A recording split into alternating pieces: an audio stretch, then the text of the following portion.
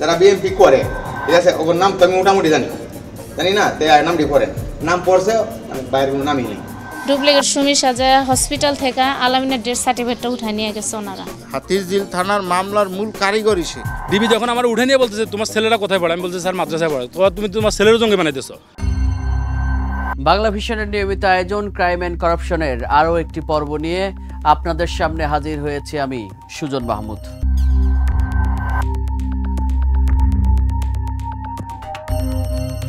একজন মানুষ মারা গেল 3 বার, সেটাও আবার আলাদা আলাদা 3টি স্থানে। হ্যাঁ, এমন ঘটনাও ঘটছে বাংলাদেশে। আবার একজন জুলাই আন্দোলনে অংশ নিয়ে জেলে গিয়েও হয়েছেন সেই আন্দোলনেরই হত্যা মামলার আসামি।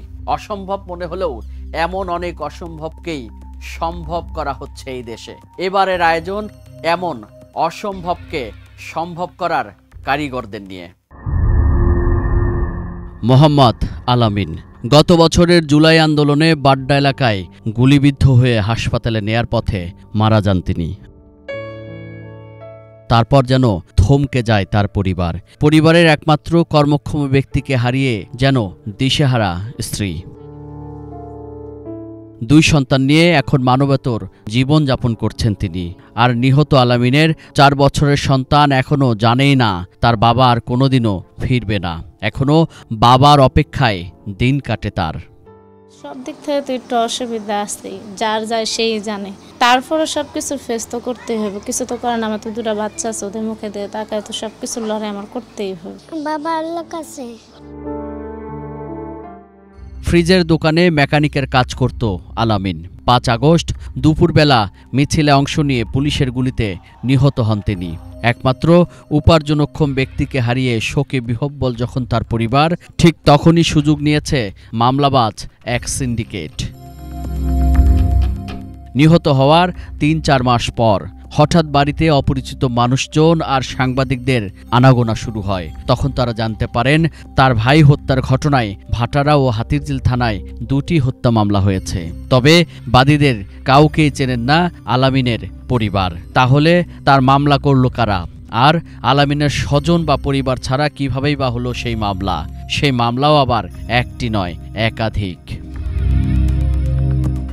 মামলার নথিতে দেয়া ঠিকানা ধরে ক্রাইম অ্যান্ড করাপশন টিম এবার আলামিনের বাড়িতে। কথা হয় তার পরিবারের সাথে।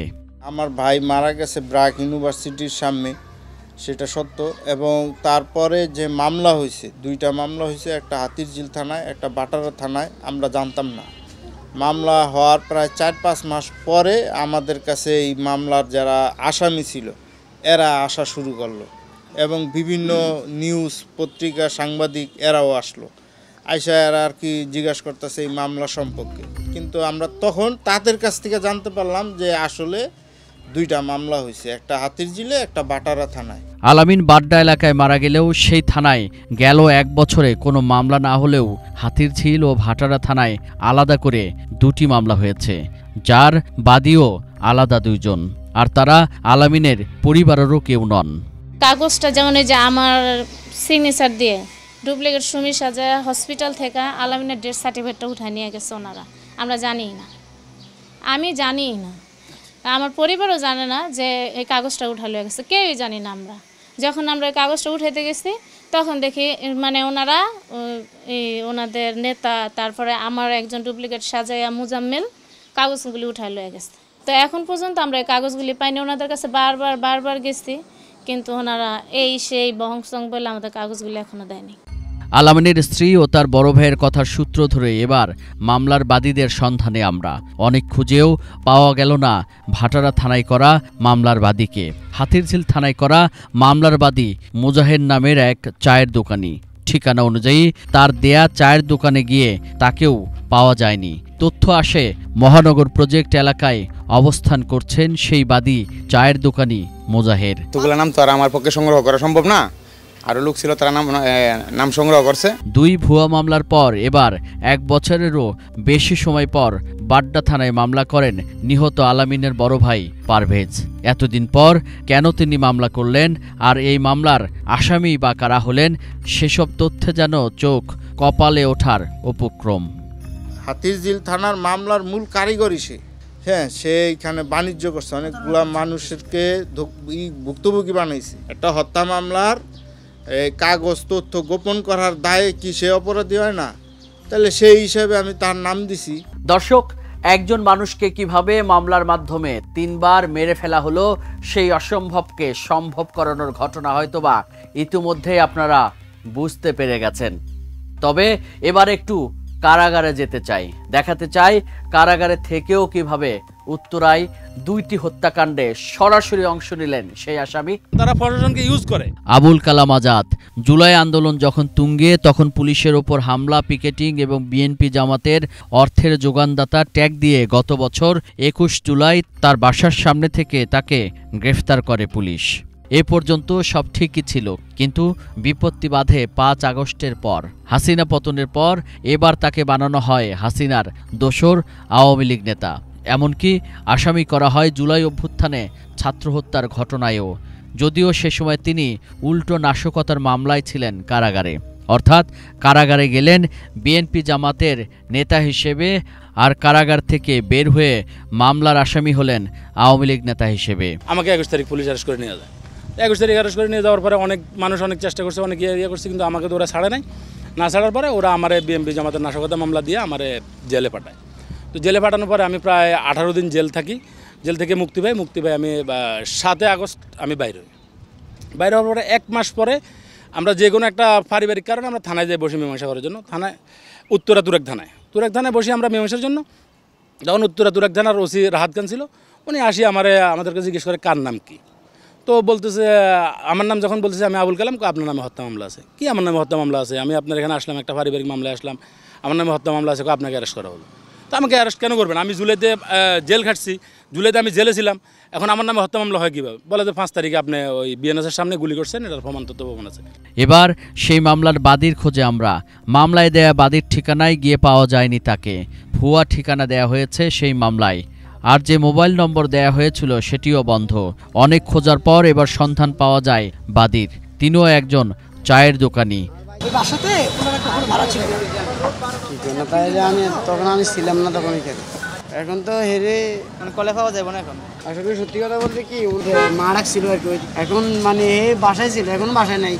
হাসিনার শাসনামলে প্রবাস ফেরত এই আবুল কালামকে হঠাৎ আসামি করা হয় একের পর এক গায়েবী মামলায়। কয়েকবার তুলে নেওয়া হয় থানা ও ডিবি কার্যালয়েও। জেলও খেটেছেন একাধিকবার। 5 মাস 2023 হঠাৎ করে সে আমার ডিবি দিয়ে উঠে নিয়ে যায়। একজন এসআই পা দিয়ে আমার মাথার বালুর নিচে চাপাই ধরে রাখছে। আমি প্রায় নিঃশ্বাস আমার যায় অবস্থা পরে আমি একদম ওইখান থেকে আমি কাইতে পড়ে গেছি। যাওয়ার পরে ওনারাও একজন বলতেছে স্যার আসলে এখন ওনাকে মারি ফেলে ঠিক হবে না, তো ওনারা আমরা অফিসে নিয়ে যাই। ডিবি যখন আমার উঠে নিয়ে বলতেছে তোমার ছেলেরা কোথায় পড়ে? আমি বলছি স্যার মাদ্রাসায় পড়ে। তো তুমি তোমার ছেলেরও জঙ্গি বানাইতেছো, তোমরা তো একজন জঙ্গির গোষ্ঠী। ওই ভয়ে আমি আমার ছেলেদেরকে মাদ্রাসা থেকে নিয়ে আমি ক্যামব্রিয়ান স্কুলে ভর্তি করাই। আর 5 আগস্টের পর এবার তাকে আসামি করা হয়েছে আওয়ামী দোসর হিসেবে। এরই মধ্যে হয়েছেন 2টি হত্যা মামলার আসামিও। জেল থেকে বেরোনোর পর হঠাৎ একদিন আইনজীবী পরিচয়ে ফোন আসে তার মোবাইলে, জানানো হয় হত্যা মামলার কথা। তার কয়েকটি কল রেকর্ডে এসেছে আমাদের হাতে। সেই রেকর্ডে উঠে আসে মামলার পেছনের আসল রহস্য। আমার কোনো ইয়া নাই ভাই, আমি চাই আপনি সেফে থাকেন ভাই।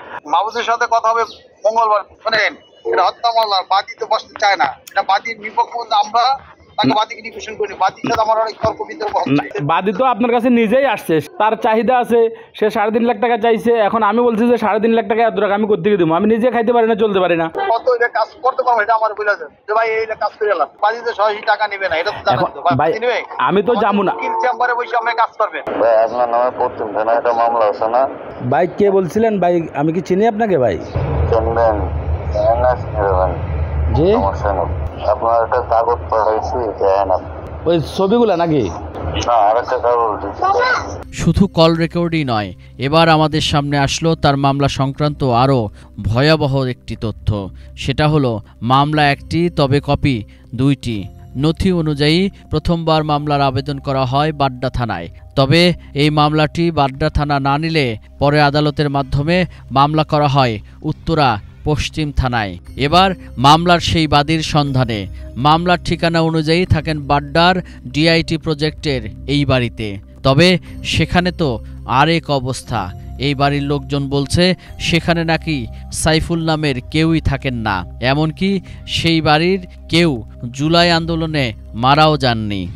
এই রোডে শুনছি আহত, কিন্তু মারা যাওয়ার কথা বলে আহত তো এখানে হয়েছে। এই জুলাই আন্দোলনের সময় বাসায় কেউ মারা গেছে আপনি জানেন কিনা, এরকম খবর আছে? না না ভাই, আমি জানি না। মারা গেলে তো আপনি জানতেন? হ্যাঁ, অবশ্যই জানতাম। জুলাই আন্দোলনে যদি কেউ মারা যায় তো এই ভাইয়েরা যেহেতু পাশে, ওনারা তো জানায়। এনারা জানতো, উনি তো আরো মানে হের আগ থেকে কিন্তু উনি আছে। ওয়ারেন্ট আসুক অথবা সিটি আসুক আমার আগে লক করে। আচ্ছা কিন্তু আমি তো ওই বিল্ডিংয়ে ভাড়াটাই আচ্ছা আচ্ছা লক করে দেখে পাই না।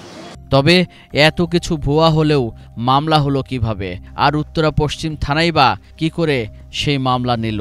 এবার একটু ভিন্ন দিকে নজর দিতে চাই। কর্পোরেট দুনিয়ার এক শীর্ষ কর্মকর্তা কোনোদিন নেত্রকোনা না গেলেও সেখানেই হয়েছেন জুলাই অভ্যুত্থানের সময়কার নাশকতা ও ভাঙচুর মামলার আসামি। মামলার শতাধিক আসামির কাউকেই গ্রেফতার করা না হলেও ঢাকায় বিশেষ টিম পাঠিয়ে মধ্যরাতে ফিল্মি কায়দায় গ্রেফতার করে নেওয়া হয় নেত্রকোনায়। কিন্তু কেন?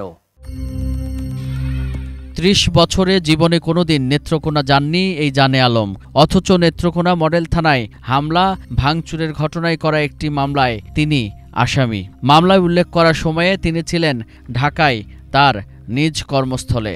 তাহলে তিনি আসামি হলেন কি করে? আবার নেত্রকোনা থেকে আসা পুলিশের বিশেষ টিম গভীর রাতে তার বাসায় অভিযান চালিয়ে তুলে নিয়ে যায় তাকে। কি মামলায় তাকে নেওয়া হচ্ছে তার কিছুই জানানো হয়নি তার পরিবার কেউ। এমনকি বাবার নাম ঠিকানা সহ কোনো কিছুর মিল না থাকলেও শুধু নাম শুনেই নাকি তাকে গ্রেফতার করা হয়। হঠাৎ করে দেখে আমার বাসার দরজার সামনে 4-5 জন পুলিশ সহকারে একটা মামলায় নাকি আমি আসামি, সে আসামি হিসাবে আমাকে ধরতে নিয়ে আসছে পুলিশ। তো প্রথমে আমি চেষ্টা করছিলাম তাদের কাছে বাইরে থেকে কথা বলার জন্য যে আসলে কি মামলা। তারা তাড়াতাড়ি বলতেছে খোলেন, আপনি দরজা খোলেন, দরজা খোলেন। দরজা খোলার সাথে সাথে দেখলাম হুড়মুড় করিয়া মোটামুটি 7 জন পুলিশের লোক অস্ত্র সজ্জিত এসে আমার ড্রয়িং রুমে বসলো। আমি বললাম যে কোন? ওনারা কোনো অবস্থাতেই আমাকে মামলার কোনো কিছু দেখাতে চাইলো না, বললো চলেন। হঠাৎ করে একজন এসে বললো যে স্যার পাইছি বলে আমাকে হুড়মুড় করে ধরে আমাকে নিয়ে গেলেন। নিয়ে গিয়ে বাইরে আমার বাসার বাইরে থেকে সোজা একটা মাইক্রোবাসে উঠে প্রথমে শাহবাগ থানায় আসছেন। শাহবাগ থানার সাথেও একজন লোক ছিলেন। তো শাহবাগ থানা থেকে উনি আর দেরি করেন নাই, সাথে সোজা আমাকে নেত্রকোনা মডেল টাউনে নিয়ে আসলো। নেত্রকোনায় কখনোই আমার যাওয়া হয় নাই। এদিকে মামলার বাদীও চেনেন না আসামিকে, তাকে দিয়ে কেউ এসব আসামি দিয়েছে বলেও জানান তিনি। আচ্ছা, কে দিতে পারে বলেন তো একটু ভাই? তবে তাকে ধরতে পুলিশের এত আয়োজন সম্পর্কে কোনো সদুত্তর দিতে পারেননি পুলিশ, শুধু ওপরের মহলের চাপ আছে বলে এড়িয়ে যায়। সেই ওপরের মহলটাকে এটি জানতে নেত্রকোনা জেলা পুলিশ সুপারের সাথে একাধিকবার যোগাযোগের চেষ্টা করা হলেও তাকে পাওয়া যায়নি। তবে এই বিষয়ে কথা বলেন আরেক কর্মকর্তা। এখনো তদন্ত প্রতিবেদন দিই নাই, মানে তদন্ত প্রতিবেদন দিলে তখন আপনারা জানাবো। উনি তো জীবনে নেত্রকোনা যান নাই। জুলাই আন্দোলন চলাকালে ছিলেন ইউরোপের একটি দেশে, তবুও তিনি হত্যা মামলার আসামি। একই পরিবারের 2 ভাই 2 দেশে, তবুও তাদের বিরুদ্ধে হয়েছে আশুলিয়া থানায় ছাত্র হত্যার মামলা। বাদীর অভিযোগ, এই মামলা বাণিজ্যে জড়িত রয়েছে খোদ আওয়ামী লীগ নেতা নিজেই। 5 আগস্টের পর সবাই পালিয়ে গেলেও বহাল তবিয়তে রয়েছেন সেই নেতা।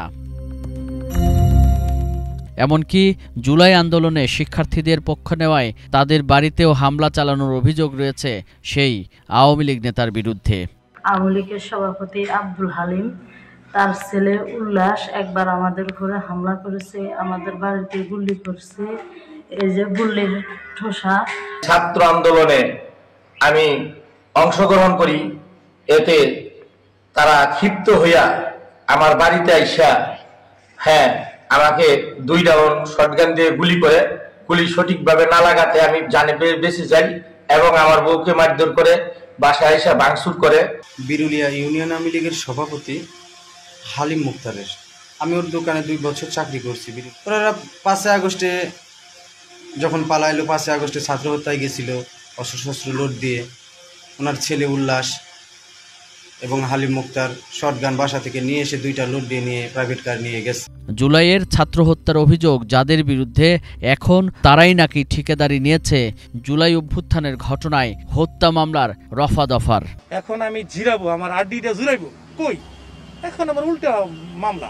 আমি ঘটনার সময় দেশে থাকতাম তাও না মেনে নিতাম, আমি তো বিদেশে ছিলাম। এবার মুখোমুখি হতে চাই পুলিশ কর্তাদের।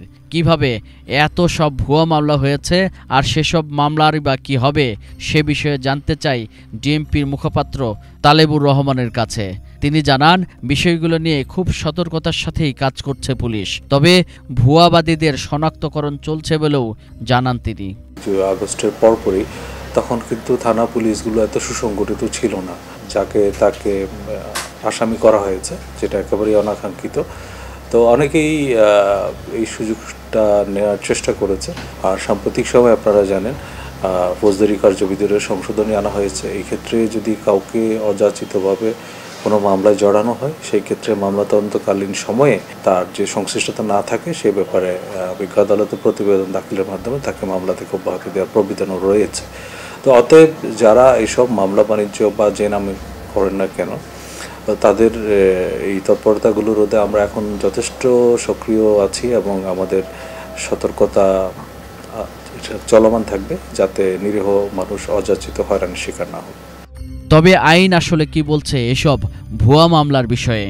যারা হয়রানির শিকার হচ্ছেন তাদের রক্ষা পাওয়ারই বা পথ কি? এসব প্রশ্ন ছিল সহকারী অ্যাটর্নি জেনারেল উজ্জ্বল হোসেনের কাছে। ভিকটিমকে অনেকে চিনে না বা মামলা হচ্ছে, হ্যাঁ, তো এইটা থেকে মানে সুবিচারের বা পরিত্রাণ পাওয়ার উপায় কি? এখানে 173A সাবসেকশন 1-এ বলা হয়েছে ইনভেস্টিগেশন ইন্টারিম রিপোর্ট। তার মানে মামলাগুলো যখন আপনার আদালতের মাধ্যমে বা সংশ্লিষ্ট থানায় এফআইআর হচ্ছে, তখন তদন্তকারী কর্মকর্তা ইনভেস্টিগেশন অফিসার বা আইও ওই ঘটনাটা তদন্ত করতেছে। তো যারা জড়িত এবং যারা জড়িত না, কখনো যদি আয়োর কাছে মনে হয় যে হ্যাঁ ওনারা কানেক্টিভিটি নাই, তাহলে সে ইন্টারিম ইনভেস্টিগেশন রিপোর্ট আদালতে সাবমিট করবে। আদালত সেটা প্রপারলি স্ক্রুটিনাইজ করে যদি দেখে যে হ্যাঁ এখানে যারা রাজনীতির সাথে সংশ্লিষ্ট না বা ঘটনার সাথে সংশ্লিষ্ট না বা বাহিরে ছিল, তাদের কিন্তু আদালত পরীক্ষা নিরীক্ষা করে ডিসচার্জ করে দিতে পারে। দর্শক, এই ছিল আমাদের আজকের আয়োজন। দেখা হবে আগামী পর্বে অন্য কোনো অপরাধের এবং অপরাধীদের খবর নিয়ে। সে পর্যন্ত ভালো থাকুন, সুস্থ থাকুন এবং বাংলা ভিশনের সঙ্গেই থাকুন। আল্লাহ হাফেজ।